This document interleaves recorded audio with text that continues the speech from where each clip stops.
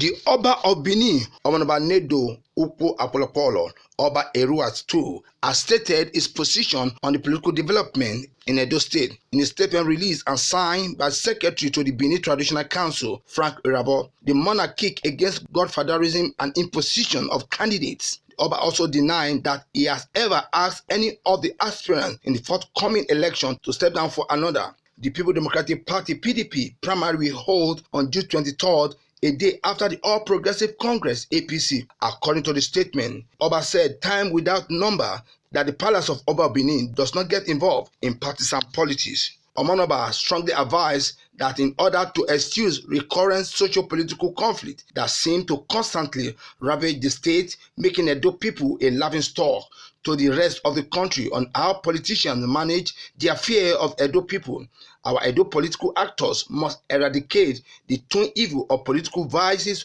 of godfatherism and consensus candidacy. The two practices seem antithetical to the very fundamental basis of democracy.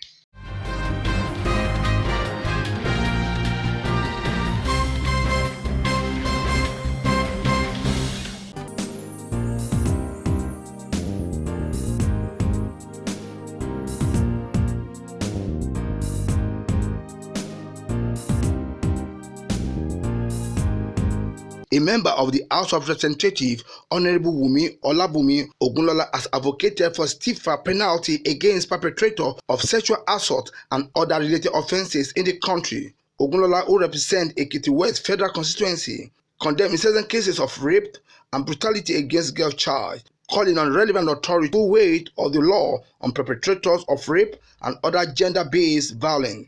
The federal lawmaker in a chat with the newsman Nadu Ekiti on Thursday said the upsurge in the incidence of rape in the country all pointed to the fact that the proactive approach and stringent measures should be employed to serve as deterrent to the men of the underworld. Ogunlola further cautioned against stigmatization of victims, adding that the negative physical, psychological, and emotional effect of rape on the girl child might impact them for the rest of their life, with attendant consequence on their self-esteem.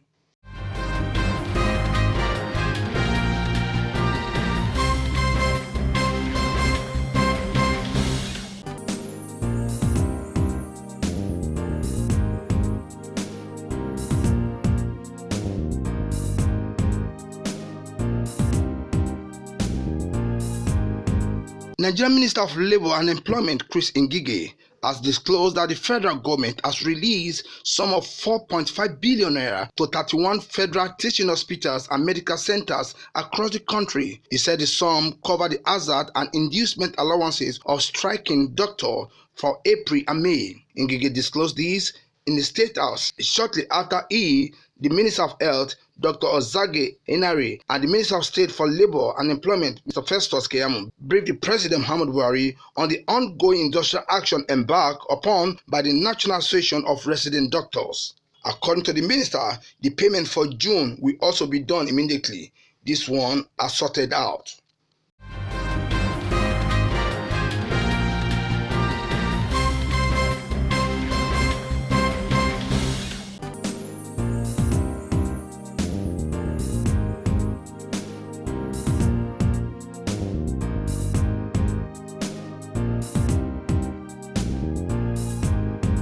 In a sustained effort to ensure that residents of the Nigerian Federal Capital feel the impact of government, especially in the post-COVID era, the Department of Outdoor Advertising and Signage (DOAS) of the Federal Capital Territory Administration (FCTA) has said that no stone will be left unturned to block revenue leakages that have hitherto bedeviled the administration in the past.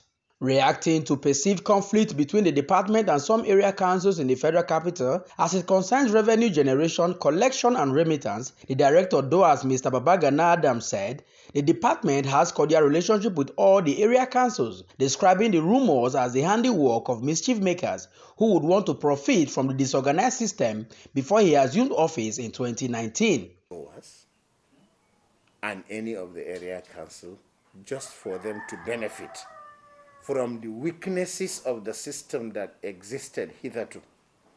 So now that DOAS is collecting the revenue that it's supposed to collect, and I will tell you, there's no retreat, no surrender to the revenue consultants, that DOAS will not fail or cease to work hard to see that the residents and citizens of Abuja get the revenues they are supposed to pay to the right channel.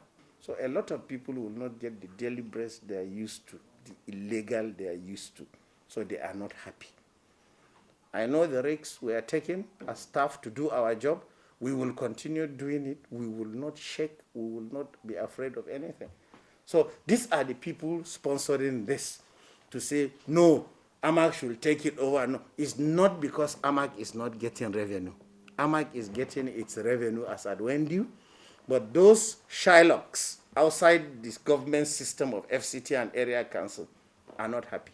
The DOA's boss, who said constitutionally only the department can collect outdoor advertising and signage levies from business owners within the Federal Capital Territory, said since inception of his tenure, he has been able to jack up the revenue base for the administration, urging residents to avoid paying to other sources that are not traceable to government coffers.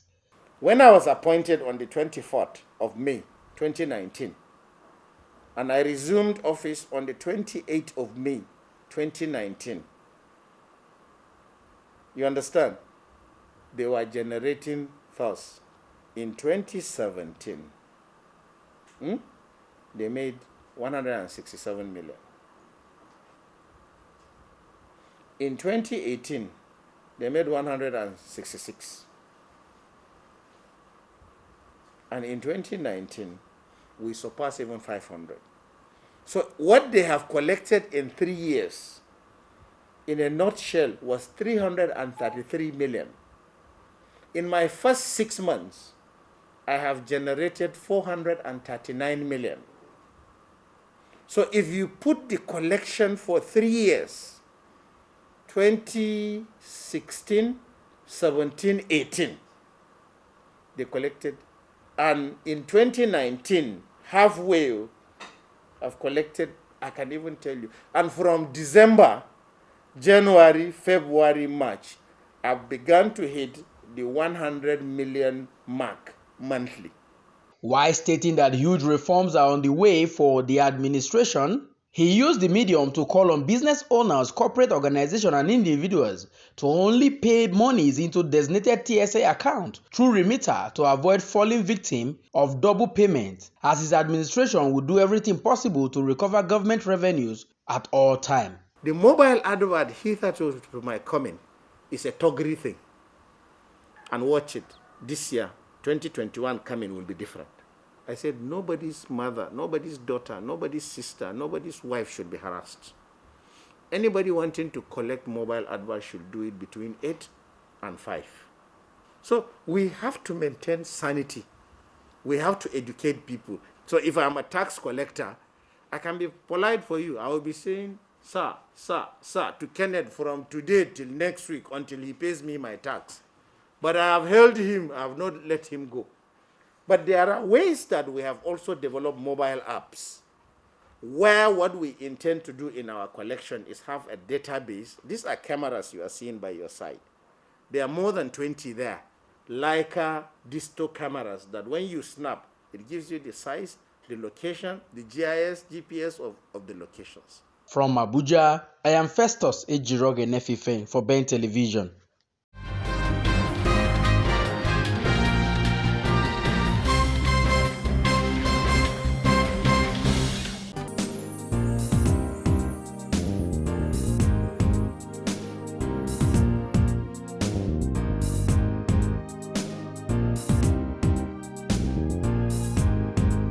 The Joint Admission and Matriculation Board (JAMB) has announced the cutoff marks for the 2020 admission into higher education in Nigeria. According to the Examination Board, university cutoff mark is pegged at 160 and above, Polytechnic 120 and above, while colleges of education and innovative institutions is pegged at 100 and above. The cutoff marks were jointly approved by the stakeholders in the higher education subsector during 2020 e-policy meeting of the Joint Admissions and Matriculation Board. The Minister of Education, Malam Adamu, urged JAMB and tertiary institutions to consider candidates with previous year's senior school certificate examination and other qualifying results to proceed to the admission process. Registrar JAMB, Professor Ishak Oloyede, said a total number of 612,5 557 candidates were offered admission in 2019. Admission processes are expected to commence in August based on the guidelines released by JAMB.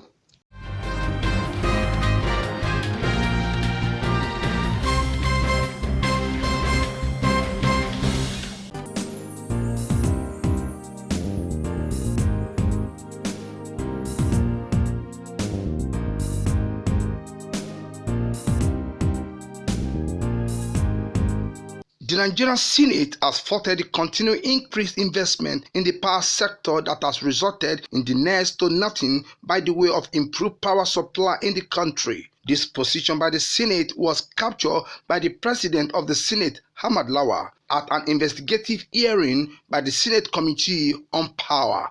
Report out that the hearing will determine power sector recovery plan and the impact of the COVID-19 pandemic is one measure that seeks to address the ailing sector, which has gone up an estimated 4 trillion naira from 1999 to date. One of the grounds of the Senate President is the power purchase agreement, which see the federal government pay as much as 14 billion monthly to the electricity generating and distribution companies.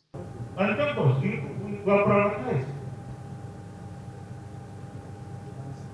The only thing we owe to these privatized public enterprises will be whatever we sign in the share purchase agreement.